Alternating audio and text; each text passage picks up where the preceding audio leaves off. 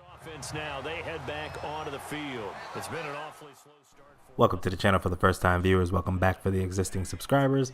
This is 5 stars, and today we're going to be doing another Are They Madden Good video. It's been a little bit since I did one of these videos, about 2 weeks, but I'm ready to go ahead and dust off the cleats and bring you guys another athlete. Today we're going to be covering Joe Mixon of the Cincinnati Bengals. Now, before I go ahead and get started on Mixon's review, I want to give you a little bit of background on my experience with the Cincinnati Bengals during this playthrough. Now, they have a decent defense, and the more exciting part of this team is going to be the AJ Green, John Ross effect. So those two are going to be a little bit more exciting than actually pounding the ball with Joe Mixon. He's not a Leonard Fournette. Leonard Fournette is a bona fide star in this game, and you can't go wrong with him. So, without further ado, let's go in true Are They Madden Good fashion and start with the first category, which is going to be his speed. Now, Joe Mixon's speed is a 91, which is serviceable in Madden. You do want to go ahead and get him to the outside as quick as you can because he won't outrun the faster DBs, safeties, and linebackers in the game. But if you get a head start, then that's when your possibilities are going to open up. That's when you're going to be able to best utilize him. Now, when I was using the Bengals, one of the things that I had to do was rely heavily on the defense to pick up some of the slack that was created by the offense.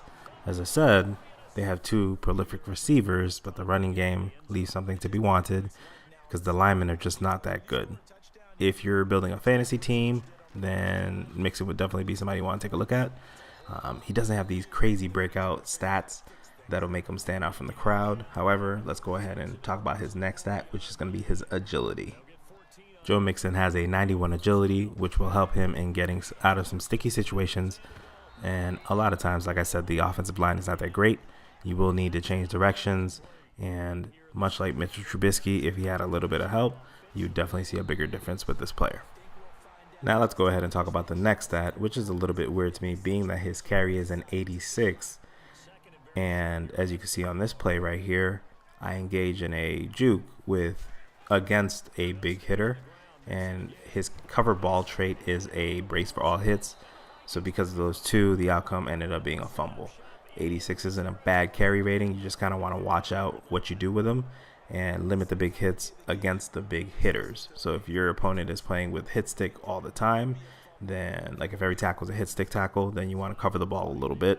And then be mindful of where he's coming from and where your ball is in your hand. So if it's in your left hand and the defender's coming from the left, then you definitely want to switch to the right hand or start covering the ball before you get hit stick. Now this play right here is one of those plays that could have been a home run play if I had a better team behind me. So like if I was on the Patriots, or if you traded him to the Patriots, or if you built a franchise around him and had a good offensive line, this might have been one of those big plays. But I just couldn't break it into the open, and like I had said, he doesn't have that elite speed. He has serviceable speed, and that is one of the things that I didn't like about this team overall. Like I had said, if you're playing against a user opponent, a lot of times with a 91 speed, you can make them miss. You can kind of get out into the open and do your thing. But if they have a faster linebacker, like somebody with an 86 or 87 speed, it's not fast enough. And if they have fast safeties and a fast DB, the most you'll get is 10 or 15 yards before they catch up to you and then hit that X or A button to make that passive tackle, that conservative tackle that I hate so much. So that's the furthest that you get because it's easy to catch up to.